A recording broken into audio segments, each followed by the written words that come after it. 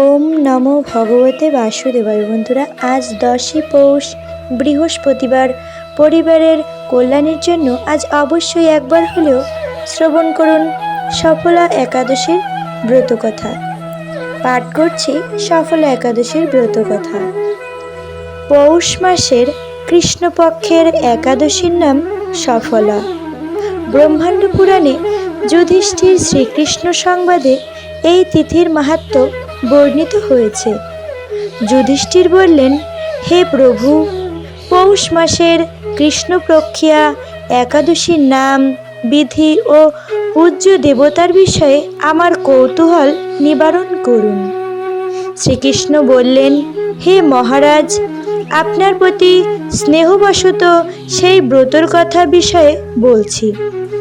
এই ব্রত আমাকে যেরকম সন্তুষ্ট করে, বহু দান দক্ষিণা যুক্ত যজ্ঞাদি দ্বারা আমি সেই রকম সন্তুষ্ট হই না। তাই যত্ন সহকারে এই ব্রত পালন করা কর্তব্য। পৌষ মাসের কৃষ্ণপক্ষিয়া একাদশীর নাম সফলা। নাগদের মধ্যে যেমন শেষনাগ, পক্ষীদের মধ্যে গরুর, মানুষের মধ্যে ব্রাহ্মণ, দেবতাদের মধ্যে নারায়ণ সর্বশ্রেষ্ঠ, তেমনি সকল ব্রতের মধ্যে একাদশীর ব্রতই সর্বশ্রেষ্ঠ। হে মহারাজ, যারা এই ব্রত পালন করেন তারা আমার অত্যন্ত প্রিয়। তাদের এ জগতে ধন লাভ ও পরজগতে মুক্তি লাভ হয়। হাজার হাজার বছর তপস্যায় যে ফল লাভ হয় না, একমাত্র সফলা একাদশীতে রাত্রি জাগরণের ফলে তা অনায়াসে প্রাপ্ত হওয়া যায়। মহিষ্মত নামে এক রাজা প্রসিদ্ধ চম্পাবতী নগরে বাস করতেন। রাজার 4 জন পুত্র ছিল, কিন্তু তার জ্যেষ্ঠ পুত্র লুম্ভক সর্বদা পরস্ত্রীগমন, মদ্যপান প্রভৃতি অসৎ কার্যে রত ছিল। সে সর্বক্ষণ ব্রাহ্মণ, বৈষ্ণব ও দেবতাদের নিন্দা করত। পুত্রের এই আচরণে ক্ষুব্ধ হয়ে রাজা তাকে রাজ্য থেকে বার করে দিলেন।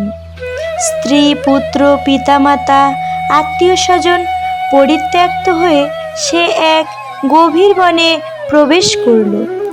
সেখানে কখনো জীব হত্যা, আবার কখনো চুরি করে জীবন ধারণ করতে লাগলো। কিছুদিন পর একদিন সেই নগরে প্রহরীদের কাছে ধরা পড়ল, কিন্তু রাজপুত্র বলে সেই অপরাধ থেকে সে মুক্তি পেল। পুনরায় সে বনে ফিরে গিয়ে জীব হত্যা ও ফলমূল আহার করে দিন যাপন করতে লাগল। ওই বনে বহু বছর পুরনো একটি বিশাল অশ্বত্থ বৃক্ষ ছিল।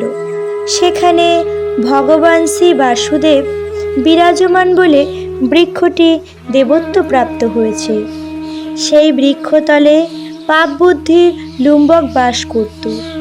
বহুদিন পর তার পূর্বজন্মের কোনো পূর্ণ ফলে সেই পৌষ মাসের দশমীর দিন কেবল ফল আহারে দিন অতিবাহিত করল।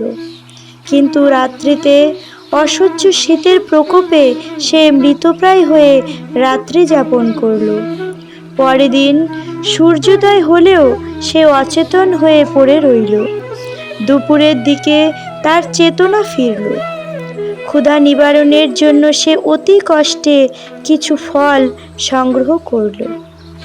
এরপর সেই বৃক্ষতলে এসে পুনরায় বিশ্রাম করতে লাগল। রাত্রিতে খাদ্যাভাবে সে ক্রমশ দুর্বল হয়ে পড়ল।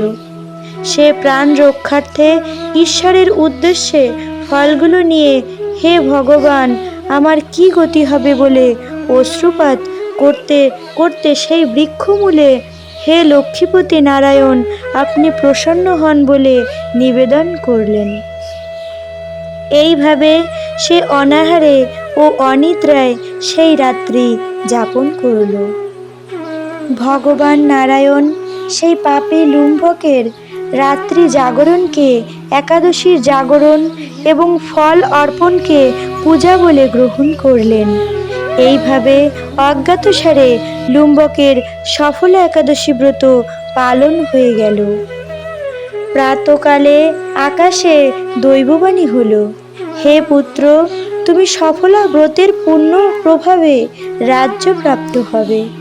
সেই দৈববাণী শোনা মাত্র লুম্বক দিব্যরূপ লাভ করল। তার পাপ বুদ্ধি দূর হলো। সে পুনরায় নিষ্কণ্টক রাজ্য লাভ করল। স্ত্রী পুত্র সহ কিছুকাল রাজ্য সুখ ভোগের পর পুত্রের ওপর রাজ্যভার দিয়ে সে সন্ন্যাস আশ্রম গ্রহণ করল। অবশেষে মৃত্যুকালে সে অশোক অভয় ভগবানের কাছে ফিরে গেল। হে মহারাজ, এইভাবে সফলা একাদশী যিনি পালন করেন তিনি জাগতিক সুখ ও পরে মুক্তি লাভ করেন। এই ব্রতে যারা শ্রদ্ধাশীল তারাই ধন্য, তাদের জন্ম সার্থক, এতে কোনো সন্দেহ নেই। এই ব্রত পাঠ ও শ্রবণে মানুষের রাষ্ট্রীয় যজ্ঞের ফল লাভ হয়। হরে কৃষ্ণ।